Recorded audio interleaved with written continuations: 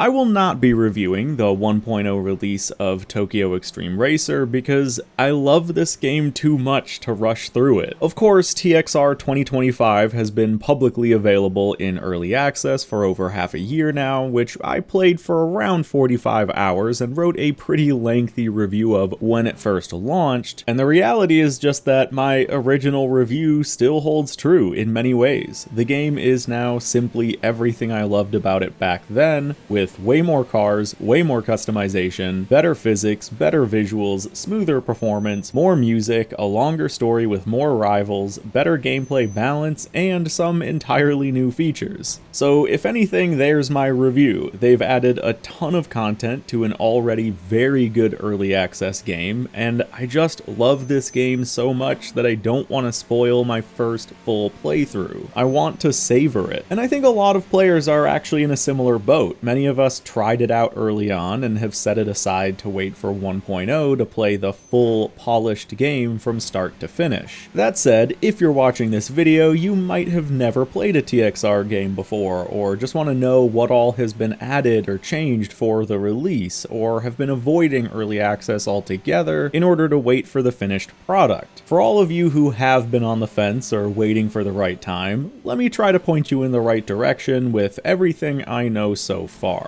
So Tokyo Xtreme Racer is a focused game for a niche audience. Where bigger franchises try to appeal to the masses and hit every demographic, TXR instead stays in its lane and does one thing really well instead of spreading itself too thin. In TXR, you start at the bottom as an absolute nobody with a slow car and have to play through a focused, lengthy, character and progression-driven single-player career to earn your place at the top. It can be quirky and campy, but it owns that lane. A single silhouette in TXR has more character and backstory than anyone you'll meet in Horizon or Motorfest. It may not be everyone's style, but it is at least a style. There's been a popular quote going around the gaming world for a while now that goes, "A game for everyone is a game for no one." And I feel like TXR is the perfect antithesis to that statement. It does what it does very well and doesn't try to be anything else. It's a game for people who love street racing on Japanese highways in Japanese cars, and that's what you'll be doing. The roster of what's looking to be just over 75 licensed cars for launch is all Japanese. Don't expect to be driving any muscle cars or European exotics. And for anyone that's been out of the loop lately, Honda and Lexus, which were not in for early access, will be in for the full release with quite a few exciting cars. The entire game does also take place exclusively on highways. I've seen some confusion about this from newer players. It is an open world game. You can go wherever you want along the highway network, which is quite large, but you won't be driving on city streets or in the suburbs. You won't be going off-road or finding shortcuts through a back alley. TXR focuses on 1v1 battles on the highway. And that's not something everyone will be interested in, which is completely fine. But if that does sound cool to you, then TXR is doing it better than anyone else right now, and you'll have a good time. On that note, I think a lot of us are sick of being handed a dozen supercars on a silver platter 5 minutes into starting a new game. TXR will not do that to you. Not only do you have a very traditional starter car lineup of low spec but still sporty stock cars, you will have to earn every part you purchase and every new car added to your garage. Progression is at the forefront of the gameplay experience. Money is earned, and it can take a while to save up for that new body kit or engine upgrade. Buying a new car is also a serious choice you'll have to work towards. You can't just easily fill your garage with every vehicle in the roster. Each car you own will matter. This also extends to the perk system. Upgrades, vehicles, abilities, and more have to be unlocked by progressing the game and earning skill points, or BP, to be spent on various skill trees. This TXR leans into the RPG genre quite a bit. It's honestly so refreshing to me after spending time in sandboxes where everything is handed to you. In TXR, I develop much stronger connections with my cars, and it's fun to watch them get better and faster and cooler as I progress and purchase and unlock new parts. It is worth mentioning as well that TXR 25 has some pretty extensive customization. Tons of body kits, lots of wheels, pretty solid livery editor, underglow, good wheel fitment and ride ride height adjustment with detailed tuning and performance upgrades, engine swaps have been confirmed for release, visual tire width and stretch options were added during early access, and they've actually been teasing all the aero manufacturers that they're working with for the full game, and I'm gonna go ahead and show off all the brands that have been revealed so far just so you can see how many they're working with. And those are just the ones we know so far. There are still a handful left to be revealed. So if you like to build cars, this is gonna be a great game for that. Now I want to address some of my initial critiques from that early access review, some things that have already changed during the EA period or that are confirmed to be in the full release. I initially said that the handling was very accessible, which was a bit of a mixed bag. It's good because it's easy to jump into and not frustrating to play, but also not very challenging given the roads you're driving on. I also said that drifting was not great, and since then they've actually refined the tire model and improved the drift feeling while still keeping it very arcadey. It is still fairly easy, but more precise now with much better drifting feel in my opinion. And to address the matter of the driving being a bit too easy, they have actually added back from previous games the option to manage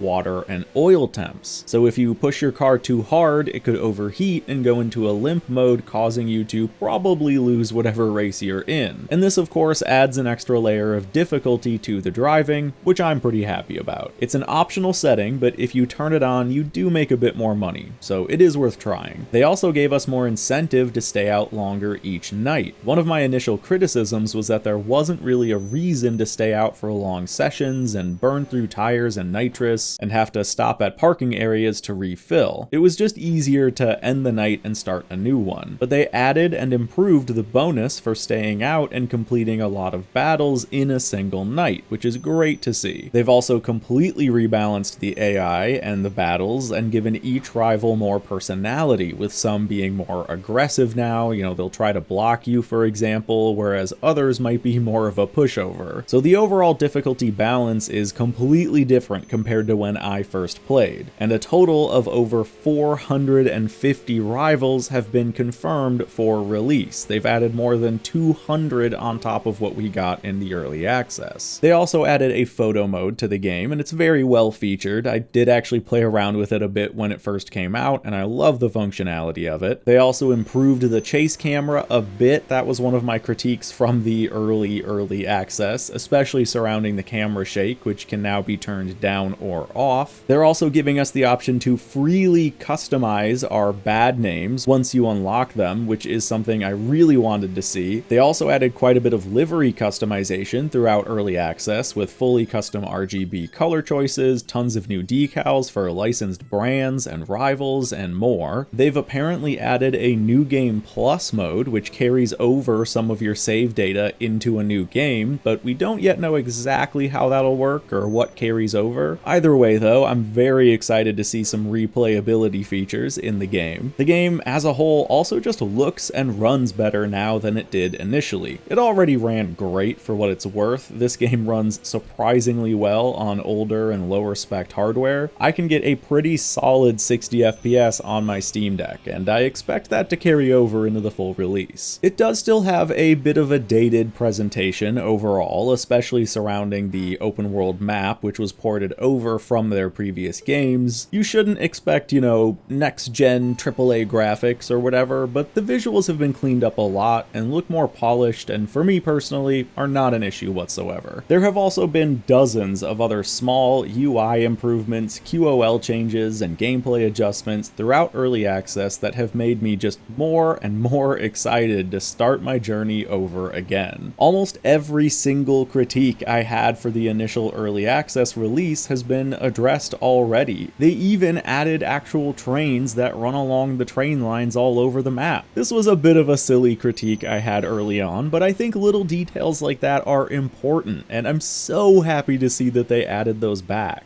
So while this is not a review of the full 1.0 release of Tokyo Xtreme Racer, I am still giving it my confident recommendation. It's not a game for everyone, its presentation is a bit dated, and it's an overall safe return for the series, but if this seems even remotely interesting to you, I'm positive you're going to have a great time with it. The full release of Tokyo Xtreme Racer will be a phenomenal game that I can't wait to play through at my own pace. Thanks for watching this not review. I hope you can understand why I'm doing this and hope you still found the video helpful. I'll see you in the next one.